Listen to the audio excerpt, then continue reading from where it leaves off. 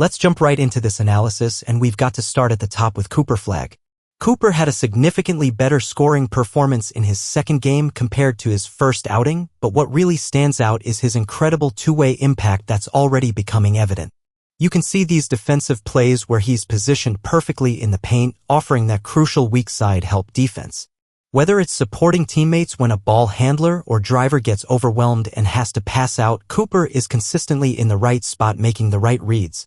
There have been numerous plays like this already with Cooper, and it's exactly what you want to see from a player with his potential. As far as his offensive scoring goes, I think where Cooper currently stands as a creator is that he needs just a little bit of help to maximize his effectiveness. Whether that's getting a screen on or off the ball, the coaching staff figured this out quickly in the second game because Carter Bryant was absolutely hounding him defensively against the Spurs. The adjustment was smart. They started having Cooper either set screens to get favorable switches or use multiple screens on the ball to create better looks for him. The coaching staff also began giving Cooper more off-ball screens so he could catch the ball while moving, which is when he really starts to shine. From that position, Cooper can truly take advantage of his exceptional physical gifts. We're talking about his ability to draw fouls consistently and his knack for getting inside the paint where he can be most effective. He's already attempted to dunk on opponents twice in these games, showing that aggressive mentality you want to see. In the first game, the approach was more challenging. It was essentially asking Cooper to do everything from the top of the key without providing consistent screen assistance. When he was forced to create against defenders like Darius Bazley without that help, he struggled significantly. He ended up missing a lot of contested fadeaway shots, which isn't really his strength at this stage of his development. I'm sure everyone has seen that clip where Bronny was guarding him in the post and did an excellent job defensively. Even though it appeared to be a foul on Bronny, it honestly didn't look like much of a foul from the angle I saw. To be completely fair, I've only watched that particular play once, so there might be a different camera angle that shows it more clearly. But the point remains about Cooper needing some structural support to maximize his offensive impact. Here's where I stand on Cooper's development trajectory. If the Mavericks decide to thrust him into a primary ball-handling role immediately and ask him to shoulder the entire offensive load right away, I think there will be more growing pains than absolutely necessary. However, I don't believe they're going to take that approach with him. There might be some of that responsibility early on, but Cooper is definitely skilled enough off the bounce right now to work effectively within screen-based offensive sets. The beautiful thing about Cooper is that he's going to be an incredible two-way player from day one. I haven't even touched on his passing ability yet, which is genuinely impressive. He's created numerous quality shot opportunities for his teammates throughout these games. Not every shot his teammates have taken off his passes has fallen, but he's consistently creating good looks and making the right decisions with the basketball. Looking ahead, we can reasonably assume that just as he's already progressed at a remarkably fast rate with his ball-handling skills and pick-and-roll execution, these aspects of his game will continue reaching even higher levels in the NBA environment. The real question that remains is whether his development will reach that peak superstar status that everyone is hoping for. That's the million-dollar question that only time will answer, but his two-way impact is going to be absolutely crazy regardless of how high his ceiling ultimately proves to be. Next up, let's talk about Dylan Harper, and I've really been impressed with how controlled and relaxed he looks when navigating around screens. He's only played one game so far, but in that single performance, his timing and decision-making made complete sense. This is exactly what he was supposed to be coming into this situation. A crafty creator who might not be a super athlete in the traditional sense, but compensates with exceptional basketball IQ and skill. I think his best individual play so far has been when he attacked Cooper on a defensive switch. He executed a quick crossover and then burst to his right hand with excellent body control. His gather steps have looked fundamentally sound, and he's shown the ability to finish with those big scooping layups that demonstrate his touch around the rim. Everything about his approach looks polished and NBA ready. I would assume that Harper is going to get significant opportunities to run the offense whenever De'Aaron Fox is not on the floor. That's a natural fit given his skill set and basketball intelligence. Now, to be completely honest, there were a couple of plays where I felt like he thought he was going to have a better angle on his defender than he actually did. In those situations, he had to pick up his dribble earlier than planned. Even in one of those instances, though, he still managed to make a really excellent pass, showing his court vision and ability to make the best of difficult situations. There was also one play where Harper got blocked from behind, which is something that happens when you're now going up against significantly better defenders than you faced in college. The level of athleticism and defensive awareness in these summer league games is notably higher, and it's an adjustment that every young player has to make. Harper also had to sit out the last few games with what wasn't a serious injury, but still a minor one that kept him sidelined. Moving on to VJ Edgecombe, who unfortunately has also only played one game so far. Man, the way he looked as a pick-and-roll operator and shot creator was genuinely impressive. His ability to pick up the ball, survey the floor, and recognize when his big man was open for a three-pointer looked pretty advanced for someone at his experience level. The composure he showed in those situations was really striking. He did miss some shots at the rim, which is going to happen, and there was one particular play where he got blocked by Sensib that had me thinking, how the hell did that not go in? But despite those misses, his overall approach and comfort level getting into long two-point shots, pull-up jumpers, and fadeaway shots was really encouraging. The thing with VJ coming into this was that he's clearly a super athlete who has made significant improvements as both a shooter and ball handler. But there are still some areas where he needs continued development. That's probably still going to be the reality with VJ. He's not going to be doing all of these things consistently on day one of the NBA season. But there was definitely something special there that suggests real potential for growth. His athletic ability combined with his developing skills creates an intriguing foundation for future development. Before we continue talking about more players, this video is sponsored by SeatGeek, and I want to tell you about how they can help you get to live events. With the NBA season now over, I've been trying to get back into baseball, and the Red Sox have been closing the distance in the AL East lately, which has been exciting to watch. The Dodgers are coming to town in a couple of weeks, and that sounds like it would be a fantastic time to catch a game in person. If I wanted to go to those games, or really any sporting events, concerts, or festivals, I would definitely use SeatGeek, just as I have in the past. It's always been a great experience using their platform. There are over 70,000 events listed on SeatGeek, and they're the #1 rated ticketing app with over 28 million downloads, which speaks to their reliability and user satisfaction. You can use my code FUNKYDIABETIC10 for 10% off your next order at SeatGeek. That's 10% off any tickets with the promo code FUNKYDIABETIC10.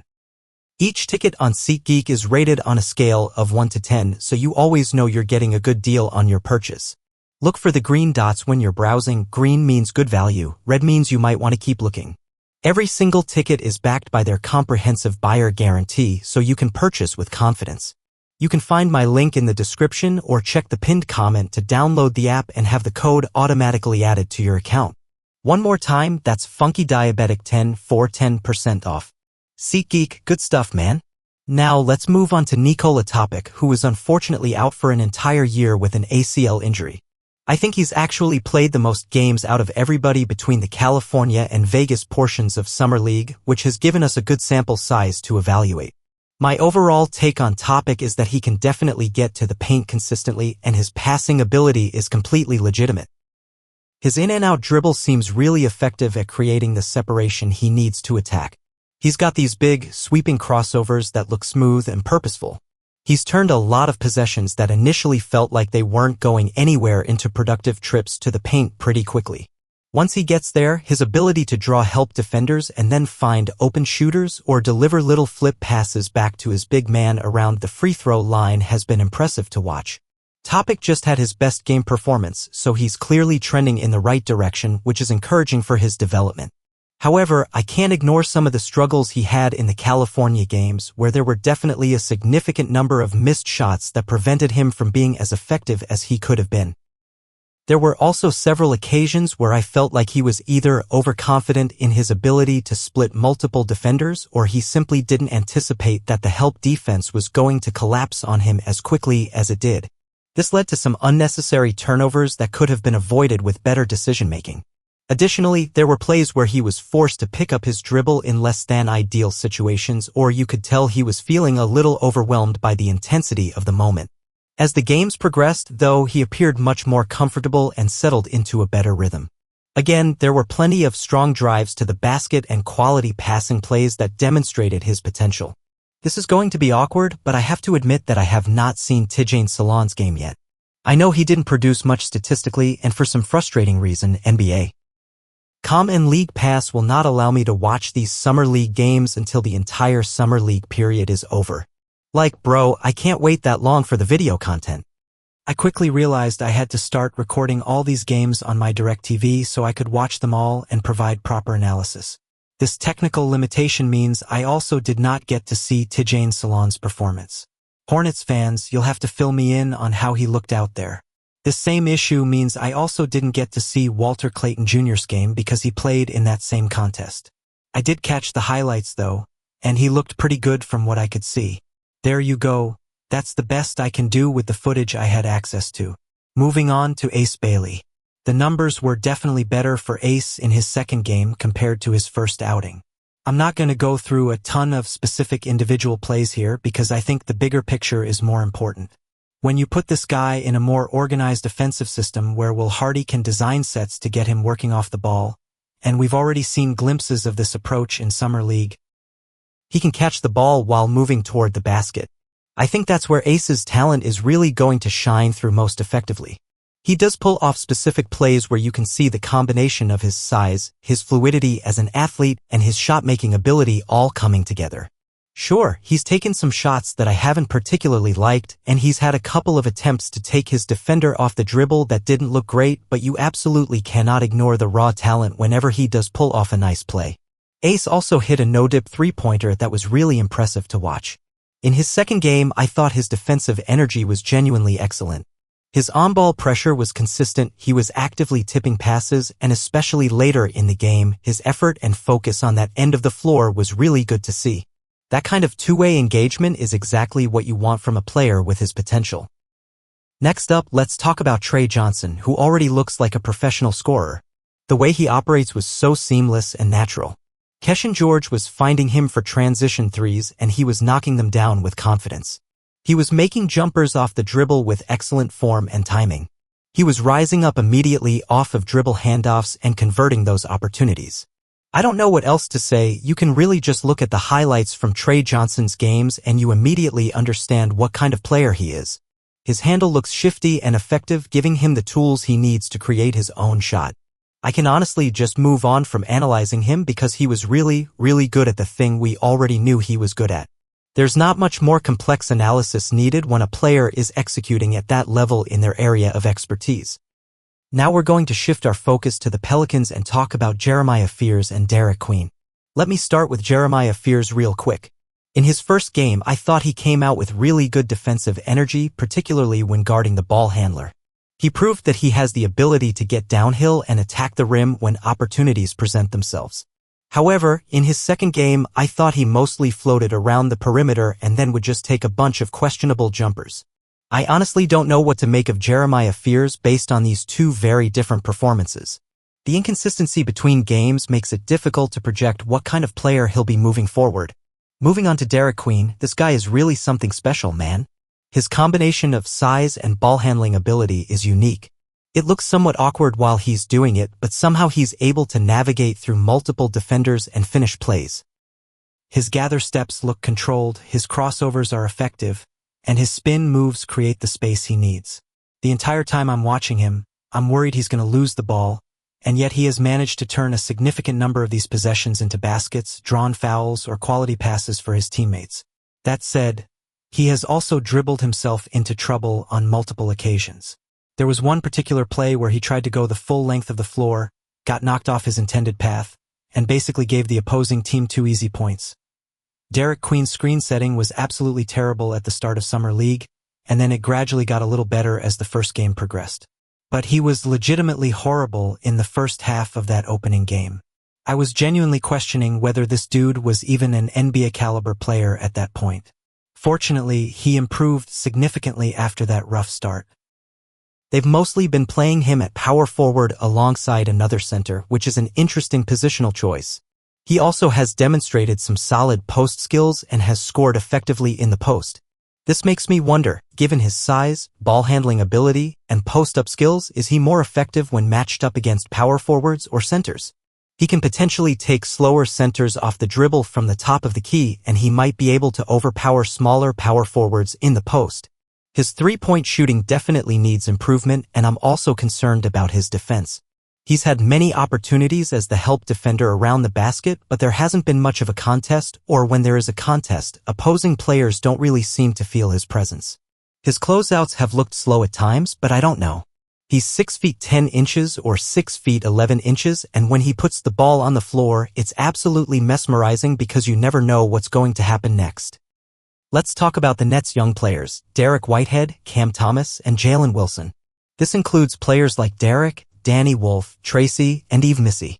I think all of these Nets young guys can pass the basketball effectively, and I think they all have the ability to put the ball on the floor and make plays. However, I'm not convinced that any of them are going to be able to consistently create offense early in their NBA careers. I think Tracy looked the most ready to run a summer league offense efficiently. Danny Wolf had some really nice passes on short roll situations, including one absolutely amazing pass to Drew Timm that showcased his court vision. But as far as north-south attacking and consistently getting into the paint, there were only a couple of drives here and there. For the most part, their offensive approach involved a lot of screening action, a lot of dribble handoffs, and a lot of just searching for any sort of offensive seam, hoping that somebody would eventually be able to create something meaningful. Cody Williams has not played for the Raptors yet, so I haven't been able to evaluate his performance. Let's move on to Kel'el Ware with the Suns, who had a bit of an entertaining rivalry developing with Alex Sarr. They were blocking each other's shots and causing each other to lose the ball. It was actually kind of fun to watch that back-and-forth competition. Kel'el Ware attempted a lot of three-point shots, and Summer League is definitely the time to work on expanding your range. Ware is definitely still raw in his development, which is expected. Defensively, his performance was a mixed bag. Sometimes he looked huge around the basket and opposing players weren't really challenging him, and as I mentioned, he blocked Sarr multiple times. Later in the games, though, there were plays where Keshawn George was able to knock him off his spot for easy layups. Alex Sarr got him a little bit with an elbow to create space.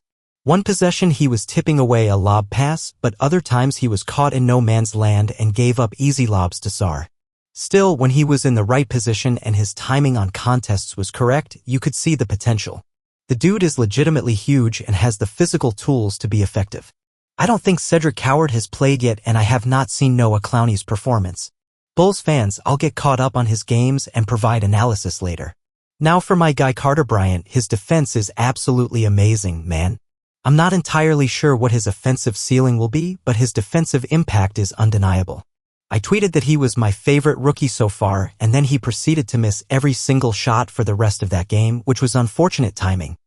But the way he does multiple things within the same possession is remarkable. He'll hound someone like Ryan Nembhard with intense on-ball pressure, then rotate over to contest a three-point shooter, and then mix it up down low trying to secure the rebound. This kid's defensive instincts are exceptional. The offensive development will have to progress, or in 3 years I'm going to be saying, well, at least the defense is good. Next up is Donovan Clingan, and his passing ability is completely legitimate, man. The Blazers are giving him the ball at the top of the key consistently, and they're essentially telling him, we have cutters moving around you. Find them with bounce passes. He's actively directing his teammates on where to position themselves and telling them when they need to cut harder to get open.